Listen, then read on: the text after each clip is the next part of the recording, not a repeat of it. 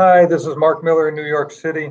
I've got Brian Fox in the Boston area and Thomas Hunter in the San Francisco area. And what we want to do is talk about the NPM compromise package, the event stream package that was announced earlier in a couple articles.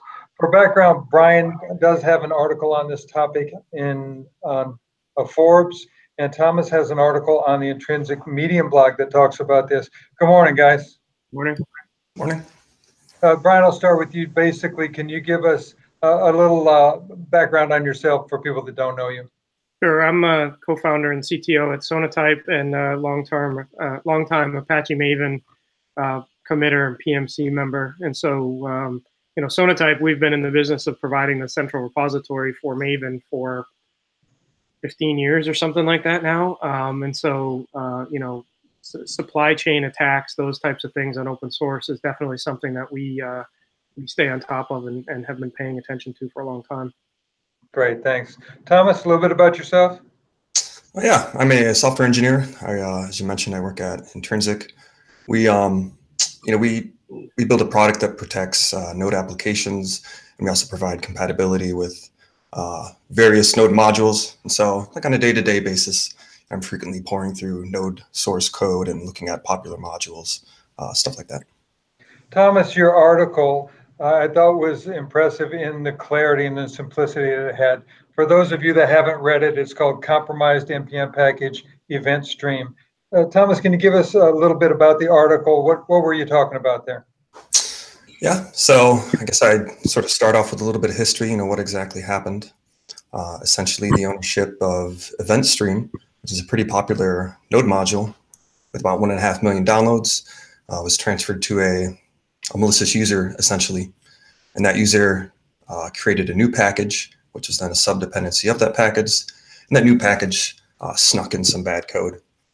And so, yeah, essentially, we looked at the timeline and maybe who was affected. We also, the code was encrypted and minified, and so we tore it apart and tried to recreate what it was doing. All right, good, thank you. Brian, when you saw this, we started working on it this morning. It reminded us immediately of a lot of the things you've been talking about for the last 6 or 8 months. Yeah, I mean, we've seen going back all the way to about July of last year, a starting trend of people attacking the supply chain, primarily NPM and Python, but we've seen examples of it happen with Gen 2 Linux and Docker Hub in some cases, Homebrew as well, right? So it's not just limited to those ecosystems, but we've seen an increase in these attacks trying to get things into the supply chain. It's not unlike the Supermicro, alleged attack that was all the news, 2 months ago from Bloomberg. Very similar concept that if you can attack the supply chain and get some malicious code into the repository, then get it used by millions of developers, it has a tremendous amplifying effect on your attack surface. And so this event stream is just another one of those attacks from my perspective. I've been talking about this for about a year now because I after a while I started to feel like Groundhog Day. Didn't we just have this conversation not 6 weeks ago, kind of thing. And unfortunately, it continues to happen, and not enough people are aware of this, the vector generally. And so we've been trying to change that. Thomas, you're looking at a lot of the Node stuff like this. Are you seeing this more frequently? Was this just bigger than normal? Yeah, we're definitely seeing this happen more frequently. Yeah, this is probably the most interesting event recently. But I had also posted a previous article called "The Dangers of Malicious Modules," and something like this had happened a few times to varying degrees in the NPM ecosystem. One of the things too, Thomas, that's happening on the responses to your article is people are talking about lines of responsibility. Can you touch on that? I mean, who is ultimately responsible here? That is a great question. I don't think I have a good answer, unfortunately. I think sort of the current pattern with NPM modules is that somebody builds a project, it's usually related to something they're very interested in. I've got several modules myself, but after a while you sort of lose interest, and then it's like, who takes ownership of that module? And honestly, I think that's something as a community that we're still sort of figuring out. I believe what happened with Event Stream is that NPM itself ultimately took ownership of the package. But I think we need to come up with a better solution as a community for that. Brian, you've been dealing with this for 11, 12 years now. I mean, where is the line of responsibility? Well, I think ultimate responsibility lies with the end user, right? I mean, you're the ones who are probably getting paid for what you're doing, right? The publishers generally are not getting paid. So you're getting paid to put these open source things into your application. And so probably you have some liability in your contracts for your applications you're shipping. But pretty much all these licenses disclaim warranty, user beware kind of thing. So they're clearly the only real, from a legal perspective, answer is that. I think there's culpability in a bunch of these things. Just on Twitter, not 20 minutes ago, somebody was complaining about the extra steps that we require before somebody can publish things into Central, saying, "Oh, it's too hard. Why can't it be like NPM and make it easy?" Well, this is a side effect of that. Maybe not this example exactly, but we've seen other ones where the credentials were compromised, or certainly left pad where people could just show up and remove stuff from the repo. Those are things that were never allowed from the central repository going back longer than these new ecosystems have existed, right? And so I think there's some reasons why you see this happen in more ecosystems than others. And so, we've had this effect of we've made it easy to publish stuff. We've made it easy to consume stuff. The inevitable outcome of that is we've dumbed down the ecosystem in many cases, where we've just made it super easy for anybody to show up and put something out there. And, I think the perception generally of the software industry is that open source is maybe more like BSD, right? Graybeards who are deep in security and really know what they're doing, and the guys that created Apache, right? There's lots of good processes at these big forges and things like that can help prevent these things. It's not going to stop them completely, but it helps mitigate these types of things. But what's actually happening is you've got high school, college kids writing things on the weekend, publishing stuff. They're not yet fully aware of the profound implications that happens when they themselves get attacked. And we saw a lot of the compromises earlier this year and last year appeared to have come from stolen credentials or just weak passwords, right? And so that's when I really started talking about this, that I wanted to get the message out for the consumers to understand that the people producing this stuff are not the people writing open source from the late 90s and early 2000s. You need to be aware of that generally, and to try and speak to the people who are producing this stuff and say, guys, come on, you got to treat your own security like millions of users are at risk, because frankly they are. If your laptop credentials get stolen, your key gets stolen, your password gets stolen, somebody's going to masquerade as you and inject a Bitcoin miner, or any of these number of things, a remote code exploit, and then your credibility is mud, because nobody can really ever prove if you did it on purpose or if it really was an accident, right? So if you don't care about your end users, at least care about your reputation and take this stuff seriously. And that's kind of the message that I've been trying to get out for about a year now. Thomas, part of what Brian just talked about. I've got an echo coming somewhere. If somebody wants to turn that down. One of the things that Brian just mentioned implicitly was the social engineering that happened on this one. We don't know yet whether the person that took over this project was the one that was actually had malevolent intent here. I mean, how does this get tracked down from this point? So from what I've seen, it does appear that the user that took over did seem to have the malevolent intent in this case. Oh. The owner of the actual module with the the bad code, that was actually released by I forgot the user's name, had glass in it, but that was released by somebody who had apparently never really released anything before. However, the new owner of the event stream package went ahead and made that package a dependency, And so it doesn't really make sense to make a brand new package that nobody else is depending on, a dependency of an important package. As far as I can tell, it seems pretty nefarious. The thing too here, Tom, I was kind of referring to one of the other examples that happened in that case. I think this one, it seems pretty cut and dry. But this pattern we saw before, where somebody got credentials of, I think it was mail parser, and then added another dependency to it. So it was sort of, the timeline was they created this new dependency that had a remote exploit in it, and it was new, and so nobody used it. So then somehow they got the ability to publish a new version of mail parser, which was popular, added their thing as a dependency. Yeah, it was get cookies is the one, the malicious ones, and then they added it to mail parser, and boom, they have a huge audience. So this pattern we saw here is one we've seen before. The difference is, in this case, they social engineered the takeover of the project itself, which shows, more of a advanced persistent threat type of thing versus somebody just exploiting something they found, right? Because apparently they gained trust by committing some legit fixes to the code to appear to be a real committer, and then took it over. Clearly, this was the game plan all around. There was one, when was this? This was back in May of this year. There was a Python one, SSH decorator, that was stealing private keys. And this one also had sort of similar elements, where it was clearly a persistent threat, because the thing they chose to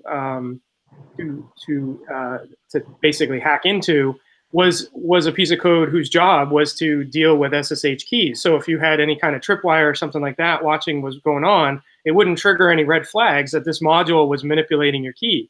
But what it was actually now doing is taking that key and sending it to some Eastern European IP address, right? But in that instance, I think there was, at least the last stuff I saw, it was very dubious about who actually did it. The original author said it wasn't me, but there wasn't any obvious way to prove that it wasn't, right? And that's what I was talking about, that reputation. So now, at least in my mind, that whole thing is very suspect. I don't think that was exactly the case here. I think that the story supports, the narrative that we've been given, but that's not always the case, right? And so, when your credentials get attacked and somebody does something acting as you, when you don't have signatures and things like that, you also don't have, the way to prove it wasn't you. So. Yeah, in this particular case, the supposedly malicious author, the GitHub repo was quite bare. They didn't even have a profile photo, 3 small repositories. And so I don't believe there would be a, sort of a smearing of reputation. No, I don't think so. Yeah, I don't think so. What I found was interesting in some of the write-ups and the comments was that whoever published that module also took the nefarious code out somewhat later. So it was only in there for a few days. And it looked like they were doing that so that the latest version that was kicking around in there looked okay. But anybody that had downloaded and cached it already had their malicious payload, right? So again, it's just another one of these pieces of evidence that points to, an APT type of threat. This isn't just somebody messing around. Mm-hmm. That also opens up the conversation on timeline, Brian. This has been, from my understanding, I wrote down, it's been known for 2 months, or it's been running for 2 months. What's the timeline that all this is happening? I think it was published a couple months ago. I think it's generally been known for about a week. It's just only started to become really more widely known. Mm-hmm.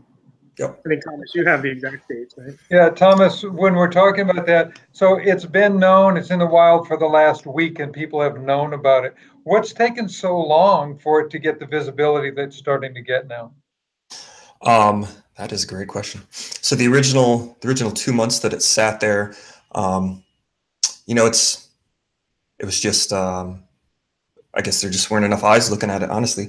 And so the thing is, the code that was sitting on GitHub differed from the code that was in the package. And so if you actually download the tarball, you would see that, it contains like an index.js file, but also contains a minified JS file. And that minified file had some nasty code injected into that. But if you were to actually audit the code by looking at GitHub, you wouldn't have spotted it. And so I guess I don't know the situation that caused somebody to originally find the issue though. But as far as the amount of time it took, I believe it was almost a week, maybe 4 or 5 days from an issue being made until NPM rectified the situation. That timeline I'm not sure about. There was a holiday, and so I believe that probably made things more complicated. Brian and Thomas, both of our companies are interested in actually surfacing vulnerabilities and letting people know about it. I mean, that's what we do, right? And something like this, and Brian, you mentioned it, so I'll go to you first. What is the end user's responsibility? We can't expect every developer to drill down into every dependency when they're using a module. Yeah, I mean, unfortunately, within some of those ecosystems, the modules are so much smaller, which means you end up with that many more. It becomes impossible. I think, what we're seeing in the industry is even just the simple best practices of being prepared for the inevitable don't happen, right? So, the analogy that I like to use is that we all, as consumers, expect that our manufacturers have complete bill of materials, whether it's our car or the planes we fly in or the food that we eat, that it is traceable when something happens. Not if something happens, when something happens, they can find out where it's affected and do a diligent type of recall, right? Unfortunately, most companies don't even have that level of diligence for the very same software running in those pieces of hardware that they take such care to keep track of the physical pieces, right? So I'm talking about the financial markets, the air traffic control, the planes, all these kinds of things. And so, it starts with that, being able to have a complete bill of materials of what's going into your applications and understanding, not just having a list somewhere or in a developer's head, but being able to quickly do a query and understand, have we used this version since it was published, right? Because in this case, the nefarious one is now gone. So you need to be able to look back, not just on what you have now, but what were you running in the last 2 months? Because you might have left behind a minor or something like that is what we saw in some of these other cases. And so being able to quickly respond, understand and triage if you're affected, where you're affected, and do something about it is unfortunately not the norm. And so people need to get to that point, right? It sort of begs another question, how do you prevent these things up front? That's more of an ecosystem community kind of thing. I think some of the stuff that Thomas, you guys are doing that try to help you make the applications themselves more resilient, right? So it's definitely a defense in depth type of approach. But frankly, if you can't even tell me, are we using this module? Have we ever used this module, and which apps? You've got no chance. And that's really what it comes down to. Thomas, anything on that? Yeah. So I think there's a few attempts to make the NPM ecosystem more secure. There's all these tools that are always performing static analysis on the actual code, but unfortunately that can't always catch these issues. And a lot of times, they're finding things that aren't necessarily issues as well, so it can get a little noisy. The NSP project, which is recently, essentially merged into NPM Incorporated. They have like a database of known bad packages that people can report. But unfortunately, that approach is a bit more reactive. It's like, it's not until an issue is actually discovered and made public, really that you're able to get protected from that. And of course, once your application is actually running in production, using a malicious package, you're not actively made safe by that. And so, my answer is a little bit biased, of course, but really the Intrinsic project or product that we have is able to lock down your application, what it's able to do at runtime. And really, I think it's the best thing on the market to keep your node applications secure.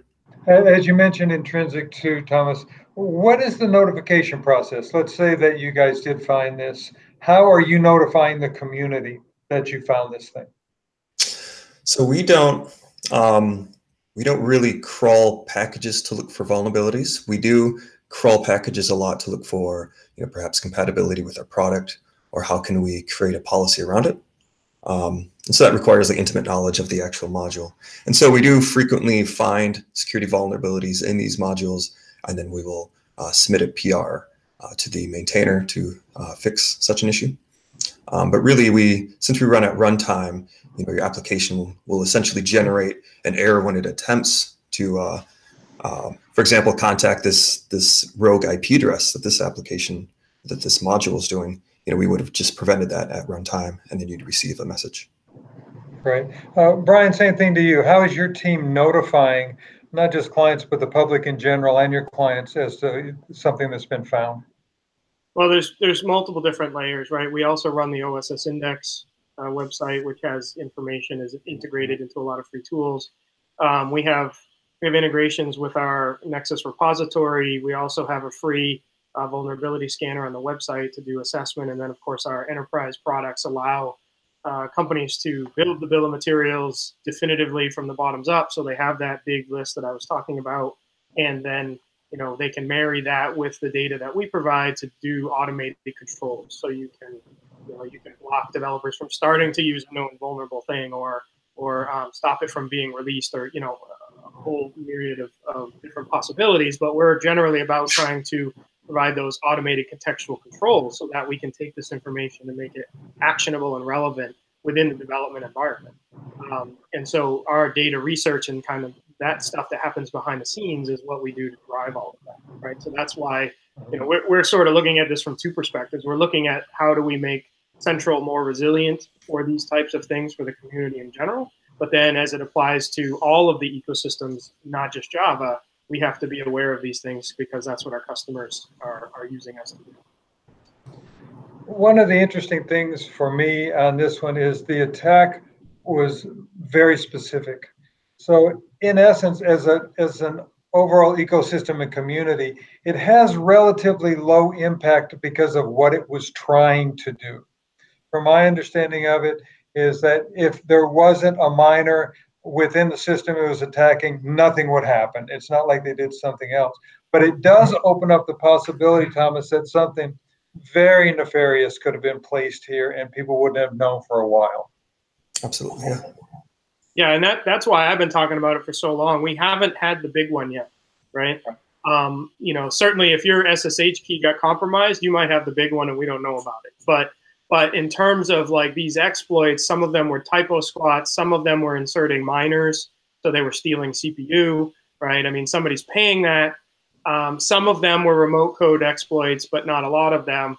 But the pattern is the thing that is really concerning to me, that new trend of people actively doing this and honing the craft of how do I add a new one to the belt? How do I take over an existing project without having to steal their credentials, show up and commit a little bit, and then ask to get privileges, right? That's also the definition for how you become a committer on any open source project, right? And so these trends are the things that are scary. And if you just look at it as they're building their moves, at some point, the big payload is going to come. And, that's why we're talking about it, to try and raise awareness so more people can be prepared for when that happens. Yeah, I think the key to what you just said for me, Brian, is that this is not just a developing pattern. It is a documented pattern. Now we're seeing this process over and over again. Yep. So I think that we'll leave the discussion with that. Brian, Thomas, anything else you want to tie it up with? I think I'm good.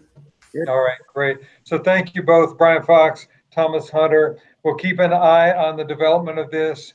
After the broadcast, there'll be links to the articles by Thomas and by Brian, and we'll actually keep a running documentation of the different articles about this and other things along this pattern. So thanks to you both. Appreciate it. Thanks, Mark. Thanks, Mark.